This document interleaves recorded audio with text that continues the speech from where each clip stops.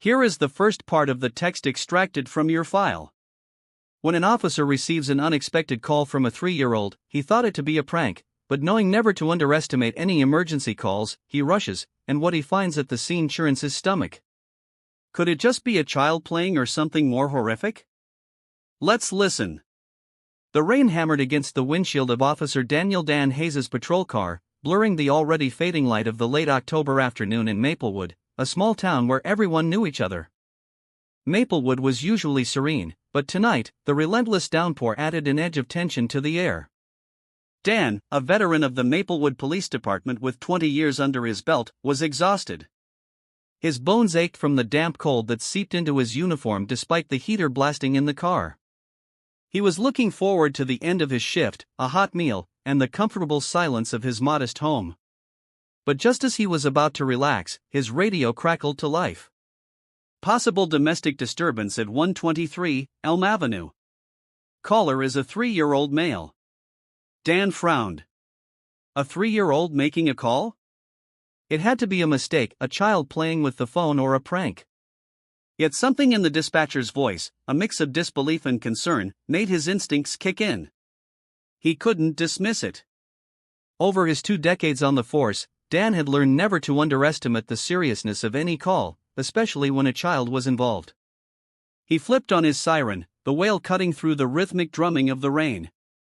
Elm Avenue was a quiet residential area lined with neat single-family homes. As he pulled up to number 123, a small white bungalow with a neglected flower bed and a rusty swing set in the backyard came into view. An overturned tricycle lay on the walkway, and Dan felt a pang of apprehension. As he stepped out of his car, the cold rain instantly plastered his uniform to his skin. Dan approached the front door cautiously, his hand hovering over his holster. He could hear muffled sounds from inside, a whimper, a soft sob, and a rhythmic thump that sent a shiver down his spine. He knocked firmly, his voice projecting authority and reassurance. "Police, open up." Silence answered him for a moment, then a small hesitant voice whispered, barely audible over the rain. "Who is it?" Dan knelt, bringing himself closer to the level of the doorknob. "It's Officer Dan from the police. Can you open the door for me?" The lock clicked, and the door creaked open a few inches wide. Tear-filled blue eyes peeked out. A little boy, no older than 3, with tousled blonde hair plastered to his forehead and a face streaked with dirt and tears, stood clutching a worn teddy bear. "Are you hurt?" Dan asked gently, his voice softening. The boy shook his head, his lower lip trembling. "No, but Grandpa fell down, and he won't wake up." Dan felt a surge of adrenaline. This was no prank. He pushed the door open and stepped inside, immediately scanning the living room. An elderly man lay sprawled on the floor, unmoving.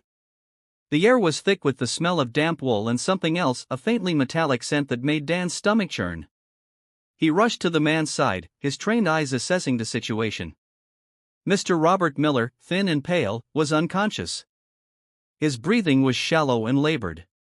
A pool of blood was slowly spreading beneath his head, staining the worn carpet a dark crimson. Dan's pulse quickened. He checked for a pulse, weak and thread-like. He grabbed his radio and barked into it. "Officer needs assistance at 123 Elm Avenue. Possible unconscious male, head injury. Requesting immediate medical backup." The little boy, still clutching his teddy bear, watched Dan with wide, frightened eyes. "Is Grandpa going to be okay?" he whispered, his voice barely a thread. Dan forced a reassuring smile, though his gut clenched with worry. "We're going to take good care of him," he said, trying to project calm despite the urgency of the situation. As paramedics rushed in, their movements swift and practiced, Dan gently ushered the boy away from the commotion, leading him to a worn sofa in the corner of the room. He noticed a landline phone on a nearby table, the receiver dangling off the hook. "Did you call?" Dan asked the boy. The boy nodded. "Mommy taught me how," he said with a flicker of pride, momentarily eclipsing the fear in his eyes. "If something bad happened, I should call and tell them our address and my name." Dan was astounded. This little boy, barely old enough to tie his shoelaces, had the presence of mind to call for help in such a frightening situation. He had potentially saved his grandfather's life. Dan knelt down in front of the boy, meeting his gaze. "You did a very brave thing, son. You did a great job." The boy sniffled and wiped his nose with the sleeve of his pajamas, leaving a smear of dirt. "I just wanted to help Grandpa," he whispered, his voice thick with tears. Dan felt a swell of admiration and protectiveness. "You're a hero, Liam," he said softly. After ensuring that Mr. Miller was being attended to by the paramedics, Dan sat down beside Liam. He learned that Liam lived with his grandfather while his parents, Mr. and Mrs. Michael Miller, were away on an extended business trip overseas. Mr. Miller had a history of heart problems and had recently been experiencing dizziness and weakness. It seemed he had fainted and hit his head on the coffee table. As Dan spoke with Mr. Miller later at the hospital, the elderly man was awake, though groggy and confused. "Liam saved your life," Dan told him. "He was very brave." Mr. Miller's voice was weak but filled with gratitude. "He's a good boy. Smart too, takes after his mother." Dan listened attentively as Mr. Miller shared more about their situation. The Millers had always been successful entrepreneurs, their work demanding constant attention and frequent travel. They had felt guilty about leaving Liam with his grandfather but believed it was the best option for him. However, Mr. Miller admitted that it was getting increasingly difficult to keep up with the energetic toddler and his own failing health. Dan couldn't shake the feeling that this call was more than just another case. Liam's bravery, his love for his grandfather, and the vulnerability in his eyes had touched him deeply. He felt a sense of responsibility toward the boy, a need to ensure his well-being that went beyond his duty as a police officer. Driving back to the station, Dan wrestled with his conscience. His duty was to uphold the law and protect citizens, but was he overstepping his boundaries by interfering in Liam's family life? Was he justified in reporting them to Child Protective Services, CPS? It was a gray area, one that made him deeply uncomfortable.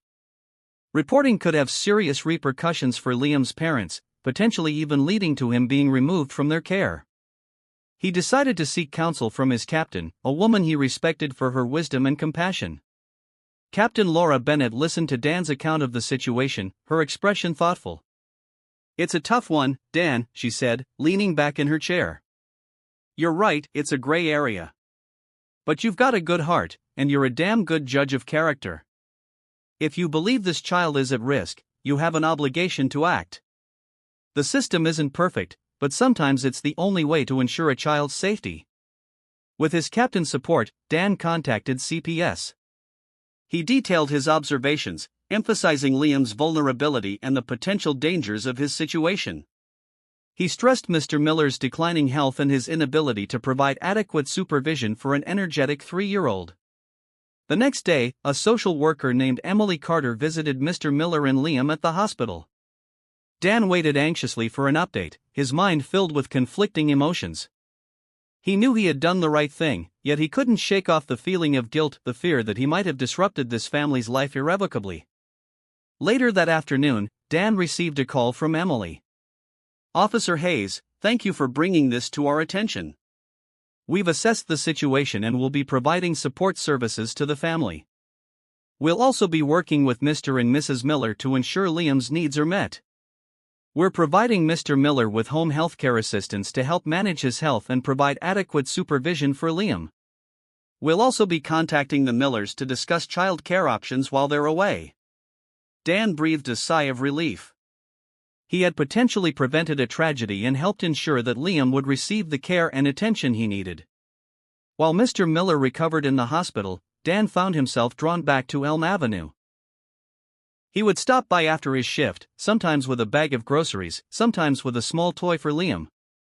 He learned that Liam loved dinosaurs and superheroes and that he missed his parents dearly.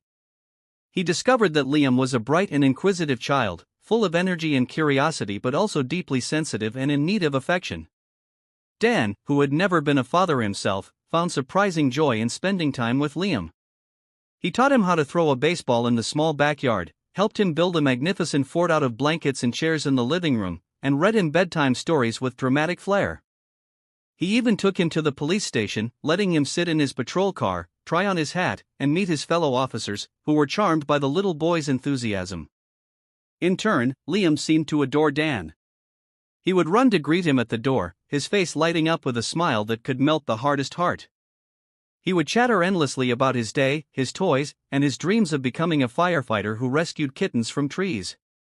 One afternoon, while visiting Liam, Dan noticed a framed photograph on the mantelpiece. It showed a younger Mr. Miller beaming with pride, holding a newborn baby wrapped in a blue blanket. "Is that you, Liam?" Dan asked, pointing to the photo. Liam nodded. "Grandpa said I was a very tiny baby and that I cried a lot." Dan studied the photo. He saw the love in Mr. Miller's eyes, the same love he now saw in Liam's eyes when he looked at his grandfather. Despite the challenges, this was a family bound by deep affection, a love that transcended distance and circumstance. As Mr. Miller's health improved and he was able to return home, his spirits lifted by the constant presence of his beloved grandson, Dan continued to visit. He found himself drawn into their small, loving world, helping Mr. Miller with chores around the house, fixing a leaky faucet, mowing the overgrown lawn, and putting up new curtains. He played games with Liam, building elaborate Lego castles, drawing fantastical creatures, and engaging in epic battles with toy dinosaurs. He shared meals with them, enjoying Mr. Miller's delicious casseroles and listening to the elders' stories of his younger days. Dan became a fixture in their lives, a source of support and stability, a constant presence in a world that often felt unpredictable and uncertain. He was the one who took Liam to the park on sunny afternoons, pushing him on the swings until he shrieked with laughter.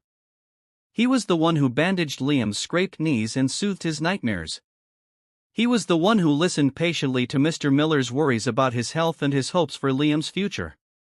One evening, while having dinner with Liam and Mr. Miller, Dan received a call from Captain Bennett. "There's been a break-in at a local jewelry store in Riverton. We need all hands on deck. Can you handle it?" Dan apologized for having to leave abruptly, promising Liam he would be back soon with a detailed account of the daring capture of the jewel thieves. As he drove toward the crime scene, the flashing lights of his patrol car reflecting off the wet asphalt, Dan felt a pang of guilt. He had grown accustomed to the quiet evenings with Liam and Mr. Miller, the simple pleasures of their company, the feeling of being needed and appreciated. The case at the jewelry store turned out to be more complicated than initially thought. It involved a string of robberies across the county, and Dan found himself working long hours, chasing leads, interviewing suspects, and analyzing evidence. Days turned into weeks, and he had little time to visit Liam and Mr. Miller. He called them regularly, checking in and making excuses for his absence, his voice filled with regret. Finally, after weeks of intense investigation, the case was cracked. The culprits were apprehended, and the stolen jewelry was recovered. Exhausted but relieved, Dan drove straight to Elm Avenue, eager to see Liam and Mr. Miller, to share the news of his triumph and to reassure them that he was back. He found them in the living room, playing checkers on a small table by the window. Liam, upon seeing Dan, jumped up and ran toward him, his arms outstretched, his face beaming with joy. "Dan," he shouted, hugging him tightly. "You came back." Dan hugged him back, feeling a warmth spread through him, chasing away the weariness and lingering tension of the case. He had missed the feeling of being needed, of being part of something meaningful, of belonging. A few weeks later, Liam's parents returned from their extended business trip. Dan, unsure of how they would react to his involvement in their lives, decided to give them some space. He stayed away from Elm Avenue, focusing on his work and trying to push aside the nagging feeling of emptiness that had settled in his heart. He told himself that he had done his duty, that Liam was safe and well cared for, and that it was time for him to step back. But the thought of Liam, his bright smile, his infectious laughter, and the way he would run to hug him, filled Dan with a longing that was hard to ignore. One afternoon, while on patrol, Dan received a call from the dispatcher. "Officer Hayes, there's a Mr. and Mrs. Miller at the station. They're asking to see you." Dan's heart skipped a beat. He knew who they were. He drove to the station, a mix of apprehension and anticipation churning in his stomach. He wondered what they wanted, if they were upset about his involvement, if they would accuse him of overstepping his boundaries. In the reception area, he found Liam's parents waiting for him. They were a well-dressed couple, their faces etched with a mixture of gratitude and guilt. Mrs. Miller, her eyes red-rimmed, was holding a bouquet of flowers. Mr. Miller began, extending his hand. "We wanted to thank you for everything you've done for our son and my father," he said. Mrs. Miller, her voice trembling with emotion, added, "We were so relieved to know that Liam had someone like you to look after him while we were away. We were so worried about him, about my father. We can't thank you enough." Dan was taken aback. He had expected resentment, perhaps even anger, but instead, he was met with gratitude and appreciation. "It was my pleasure," he mumbled, feeling a blush creep up his cheeks. He wasn't used to being thanked for doing his job, let alone for something that felt so personal, so close to his heart. "Liam talks about you all the time," Mrs. Miller continued, a smile breaking through her tears. "He calls you his hero. He says you're the bravest, strongest, and kindest man he knows." Dan's heart swelled with emotion. He had never considered himself a hero, but hearing those words from Liam's mother filled him with a sense of pride and purpose. He had made a difference in this child's life, and that realization was more rewarding than any medal or commendation. Liam's parents explained that their frequent business trips were a necessity, a sacrifice they made to provide a better life for their son. They were both successful entrepreneurs, their work demanding constant attention and frequent travel. They had always felt guilty about leaving Liam with his grandfather but had believed it was the best option for him. However, they acknowledged that they had been neglecting Liam's emotional needs, blinded by their ambition and desire to provide material comfort. They realized, with a pang of guilt, that they had missed out on precious moments of their son's childhood, moments that could never be recovered. "We were so focused on building a future for Liam," Mr. Miller confessed, his voice filled with regret, "that we forgot to be present in his present." Mrs. Miller nodded, her eyes filling with tears. "We saw the reports from the social worker, and we had a long, hard look at ourselves. We realized that we were failing our son. We were so caught up in our own world that we didn't see how lonely he was, how much he needed us." They had decided to make some changes in their lives, prioritizing their family over their careers. They committed to being more present in Liam's life, reducing travel, and improving their parenting. They were also considering enrolling him in a daycare program where he could interact with other children and receive the attention he needed. "We want to be the parents Liam deserves," Mrs. Miller said, her voice firm with determination. "We want to be there for him, to share his joys and sorrows, to watch him grow and learn. We want to be a family." Dan listened attentively, impressed by their sincerity and willingness to change. He offered his support, assuring them that he would continue to be there for Liam and Mr. Miller, not as a police officer or a social worker, but as a friend. He left the station feeling a sense of closure. He had played a small part in helping this family find their way back to each other. He had potentially prevented a tragedy and helped ensure that Liam would receive the love and care he needed. He had gone beyond the call of duty and made a difference in a child's life. As Mr. Miller recovered at home, Dan found himself drawn back to Elm Avenue. He continued to visit often, bringing groceries or small gifts for Liam. He learned that Liam loved dinosaurs and superheroes and that he missed his parents dearly. Dan discovered that Liam was a bright and inquisitive child, full of energy and curiosity but also deeply sensitive and in need of affection. Through his relationship with Liam, Dan discovered a newfound sense of purpose and fulfillment. Inspired by his involvement with Liam and Mr. Miller, he began to engage in community volunteer work and mentoring at-risk youth. He found that he enjoyed working with young people, sharing his life experiences, offering guidance, and helping them navigate the challenges of adolescence. Dan also continued to visit Liam and his family, becoming a cherished friend and honorary uncle. He watched Liam grow, marveling at his curiosity, boundless energy, and developing personality. He shared in their joys and sorrows, celebrated birthdays, offered comfort during illnesses, and simply enjoyed being present in their lives. Dan's experience with Liam had transformed him. He was no longer just a police officer. He was a mentor, a friend, a father figure. He had learned the value of compassion, the importance of connection, and the power of love. He realized that true strength lay not just in physical prowess or authority, but in empathy, kindness, and the willingness to help others.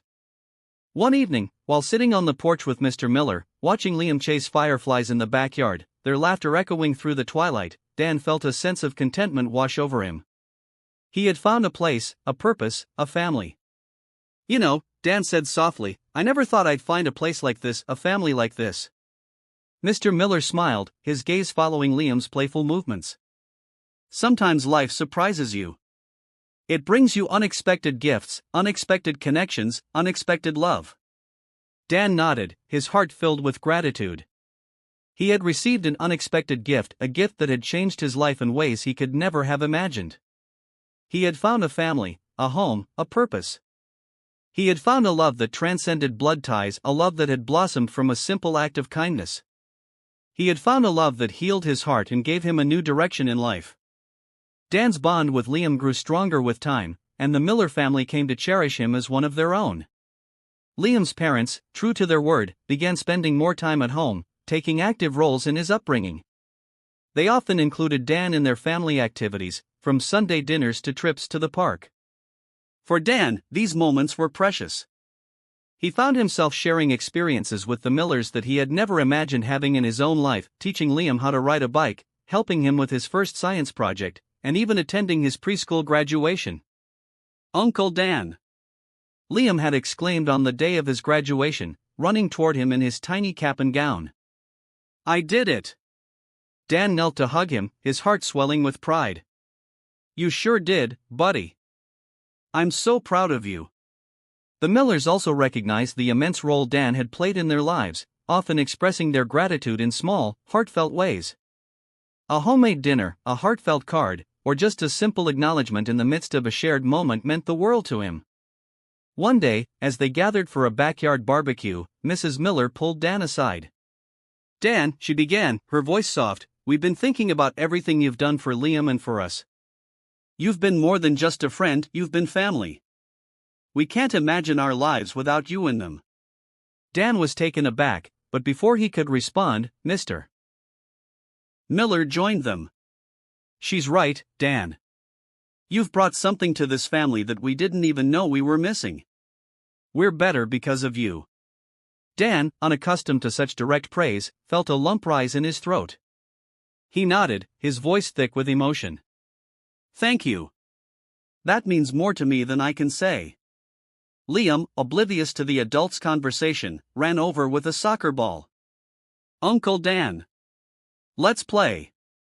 Dan smiled, wiping away the emotion from his face. You're on, champ. As the years went by, the bond between Dan and Liam only deepened. Dan became a constant presence at school events, birthdays, and family holidays.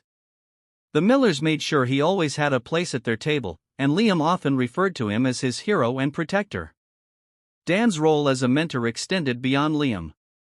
Inspired by his experiences, he started a youth outreach program in Maplewood, focusing on providing guidance and support to children and teens who needed it most. The program quickly gained traction, with other officers and community members volunteering to help. I want to give back, Dan explained during an interview with a local newspaper. Sometimes, all it takes is one person to show a child that they're not alone, that someone cares. I had that chance with Liam, and it changed my life. I want to offer that to others. The program became a cornerstone of the community, helping countless children find a sense of direction and belonging. Dan's dedication earned him accolades, but what mattered most to him were the smiles and gratitude of the kids he worked with. One summer evening, as the sun dipped below the horizon, Dan sat on the porch with Liam, now a young boy brimming with confidence and curiosity. They watched the fireflies dance in the twilight, their light flickering like tiny stars. Uncle Dan, Liam said, his voice thoughtful, do you think I could be a police officer like you someday? Dan smiled, ruffling Liam's hair. I think you can be anything you want to be, buddy. And if you choose to be a police officer, you'll be the best one out there. Liam grinned, his eyes shining with admiration. I want to help people, just like you do. Dan's heart swelled with pride. In that moment, he realized that his impact on Liam's life had come full circle. The boy who had once looked to him for protection and guidance now wanted to follow in his footsteps, to make a difference in the lives of others. Years later, as Dan prepared to retire from the force, he reflected on the unexpected journey that had brought him to this point. What had started as a routine call on a rainy October evening had turned into the most profound experience of his life. Standing in the backyard of the Miller home, watching Liam play with his friends, Dan felt a deep sense of fulfillment. He had found a family, a purpose, and a legacy, one built not on blood, but on love, compassion, and the simple yet powerful act of caring. As the years passed, Dan's connection with the Millers grew even deeper. Liam, now a teenager, began to emulate the qualities he admired in Dan: kindness, courage, and an unwavering sense of responsibility. Dan couldn't help but feel a swell of pride every time he saw Liam tackle challenges with a maturity beyond his years. Liam had blossomed into a thoughtful and determined young man. His curiosity about the world around him was boundless, and his admiration for Dan had evolved into a mutual respect. They often spent evenings together, discussing everything from history to current events. Liam would listen intently as Dan shared stories from his career, and in turn, Liam would share his aspirations and dreams. "I want to help people," Liam confessed one evening. "Maybe not just as a police officer, I'm not sure yet. But I know I want to make a difference." Dan smiled, his heart swelling with pride. "You'll find your way, Liam. You've got the heart and the determination to do anything you set your mind to." Meanwhile, the Millers had fully embraced a more family-centered lifestyle. They no longer traveled as frequently, choosing instead to build a closer relationship with their son. Mr. Miller's health had stabilized, thanks to a combination of medical care and the support of his family. Together, they formed a tight-knit unit, one that Dan was proud to be part of. Dan also continued his work with the community, expanding the youth outreach program he had started years before. The program became a beacon of hope for at-risk children and teenagers in Maplewood, providing mentorship, educational support, and opportunities for personal growth. Dan's commitment to the program earned him widespread respect, but for him, the true reward was seeing the transformation in the lives of the kids he worked with. One of the highlights of the program was an annual community event that brought families together for a day of activities and celebration.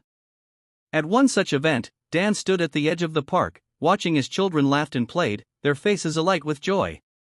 Liam, now one of the program's youth mentors, was in the thick of the action, helping younger kids with a relay race. Dan felt a wave of gratitude wash over him. He had come full circle, from being the person who inspired change in Liam's life to witnessing Liam inspire others. As Liam approached his high school graduation, the Millers organized a celebration, inviting friends, family, and neighbors to join in the festivities. Dan was, of course, a guest of honor. During the toast, Mr. Miller stood up and addressed the crowd, his voice filled with emotion. "There's someone here today who has been more than just a friend to our family," he began. "Dan Hayes, you have been a mentor, a protector, and a part of our family in every way that matters. We owe you more than words can express." The room erupted into applause as Dan, visibly moved, stood to acknowledge the heartfelt gesture. He locked eyes with Liam, who mouthed the words, "Thank you," his face beaming with gratitude. In the months that followed, Liam went off to college, determined to pursue a career in social work. Dan's influence had left a profound mark on him, inspiring him to dedicate his life to helping others. Though Dan missed having Liam close by, their bond remained unshakable. They spoke often, and Liam frequently returned home to visit, always making time to catch up with Dan. As retirement approached, Dan reflected on the path his life had taken. The boy who had once called 911 in a moment of fear had grown into a remarkable young man. And while Dan had set out to make a difference in Liam's life, he realized that Liam had also changed his. The day of Dan's retirement ceremony was bittersweet. Surrounded by his colleagues, friends, and family, including the Millers, Dan was celebrated for his years of service. As the speeches concluded, Liam stepped forward to say a few words. "Uncle Dan," Liam began, his voice steady and filled with emotion, "you've been more than just a police officer to me. You've been my hero, my mentor, and my family. You taught me what it means to be brave, to care, and to always do what's right. I wouldn't be who I am today without you. Thank you, from the bottom of my heart." Dan's eyes glistened with tears as he embraced Liam, the applause around them fading into the background. In the years that followed, Dan continued to stay connected with the Millers, sharing in their joys and supporting them through life's challenges. He found fulfillment in his retirement through volunteering, mentoring, and spending time with the people who mattered most to him. Looking back, Dan realized that the unexpected call from a frightened 3-year-old had been a turning point, a moment that reshaped his life in ways he could never have imagined. It had brought him purpose, love, and a sense of belonging that transcended anything he had ever known. And for that, he would always be grateful.